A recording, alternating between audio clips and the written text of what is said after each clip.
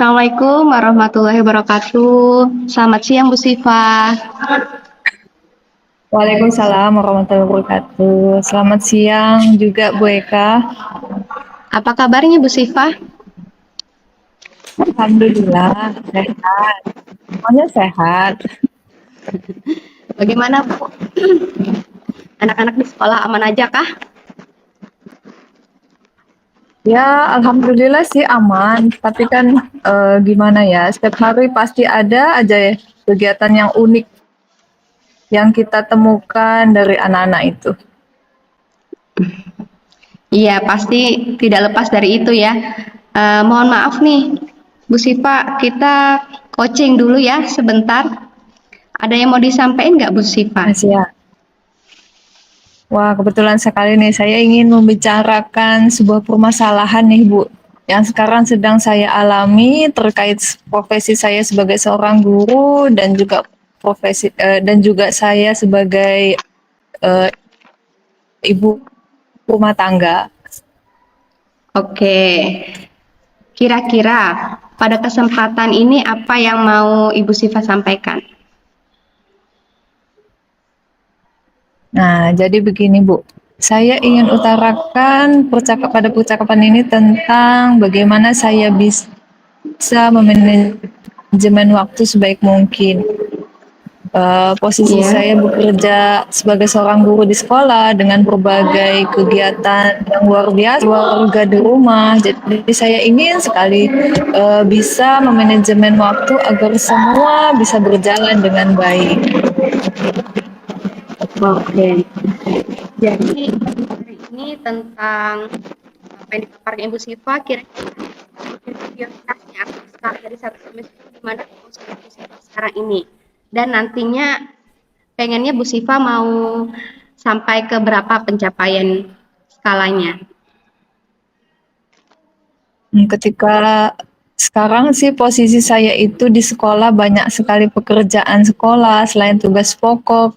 Saya sebagai guru juga untuk mengajar di kelas juga ternyata banyak sekali kegiatan-kegiatan lain yang harus saya kerjakan. Misalnya saja Ya. kemarin itu kita mau akreditasi, banyak sekali hal yang harus segera kita selesaikan. Padahal kan ngajar juga kita harus laksanakan, ditambah Ya. lagi sekarang lagi booming-booming atau padatnya jadwal ikut lomba olimpiade, lomba-lomba lainnya, ada OSEBI dan lain sebagainya. Sulit sekali rasanya untuk membagi waktu. Kita sudah habis seharian untuk mengajar di kelas. Nah, kapan nih kita untuk melatih waktu untuk melatih anak-anak untuk ikut lomba, kapan kita mengerjakan administrasi guru yang mau akreditasi dan lain sebagainya. Nah, kalau pas pulang ke rumah nih kita udah dihadapi lagi dengan situasi keadaan keluarga yang tidak mungkin juga ya untuk kita terus membuka laptop. Keluarga juga harus kita urusin. Ada suami. Ya. Posisi sekarang itu kalau menurut saya dari cerita itu saya sedang ada di posisi 6 Bu.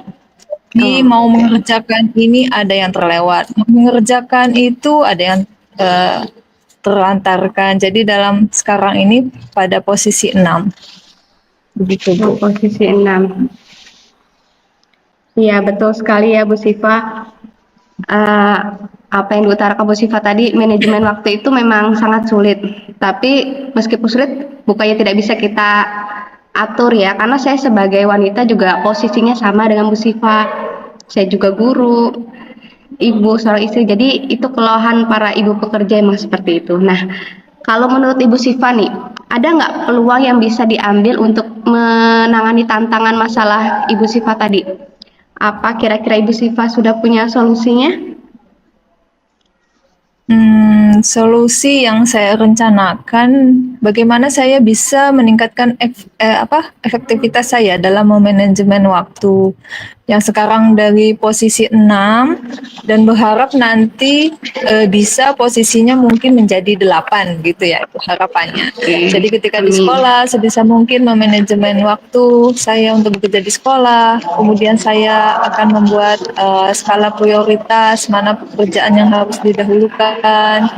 Tapi kan tetap ya yang paling utama tugas kita mengajar di kelas gitu kan ya. Kemudian setelah kita selesai mengajar, adakah waktu untuk selesai jam kerja di sekolah sekitar 2 atau 3 jam itu untuk mengerjakan administrasi sekolah. Oke. Yang paling penting kalau di sekolah itu adanya kerjasama yang baik. Gitu sih Oke. dengan rekan-rekan kerja kita di sekolah. Rekan guru kita bagi-bagi tugas terkait pekerjaan atau administrasi sekolah. Gitu. Kalau ada Iya. pekerjaan misalnya 10 ya, kita bagi-bagi dengan teman-teman supaya semuanya bisa berjalan dengan baik, selesai tepat pada waktunya. Dan terkait untuk di rumah, waktu kita di rumah kan kita pulang di rumah itu ngurus keluarga ya. Ternyata masih ada LMS yang harus kita buka gitu kan. Kemudian yang harus kita kerjakan juga tugas-tugas. Iya. Ada juga tugas sekolah yang dikerjakan di rumah. Nah, mungkin maunya kita prioritaskan kebutuhan keluarga dulu gitu, terutama anak-anak. Pasti kan ibu mau makan, saya pulang kapan anak-anak mau pergi, misal mau ngaji atau butuh apa kita utamakan keluarga dulu kalau di rumah gitu maunya. Baru setelah itu kita menyelesaikan kalau ada tugas yang harus kita kerjakan. Begitu sih Bu Eka. Panjang ya, banyak sekali. Iya. Nggak apa-apa, Bu. Jadi biar saya tahu coachingnya ya. Iya memang betul sekali ya Bu ya, pastinya dalam manajemen waktu harus punya solusi strategis dan tentunya kan tidak semulus seperti yang kita bayangkan ya Bu ya, pasti dalamnya banyak sekali gangguan atau hambatan yang dapat menghalangi Ibu Siva tadi ya dalam manajemen waktu. Nah, kira-kira apa Ibu Siva sudah ada sih cara untuk mengatasi gangguan yang nantinya akan datang, ya gangguan yang nantinya tiba-tiba datang. Nah, apa yang Ibu rencanakan dalam manajemen waktu itu bisa batal semua nih gara-gara tadi ada gangguan yang datang mendadak. Yang pastinya kan Ibu nanti sudah ada strategi, sudah punya prioritas, sudah ada waktu yang dicapai, atau ada ukuran penghasilan dari rencana yang ingin Ibu lakukan. Nah, bagaimana cara Ibu Siva tadi mengantisipasi gangguan tersebut?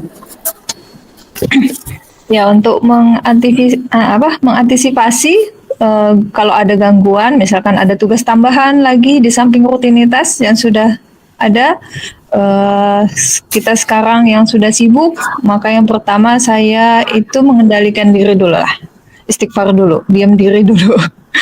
Kemudian kita kembalikan lagi kepada Allah bahwasanya apa yang kita hadapi itu pasti Allah akan membantu kita. Apapun urusannya pasti ada jalan keluarnya. Itu yang paling utama. Kemudian komunikasi.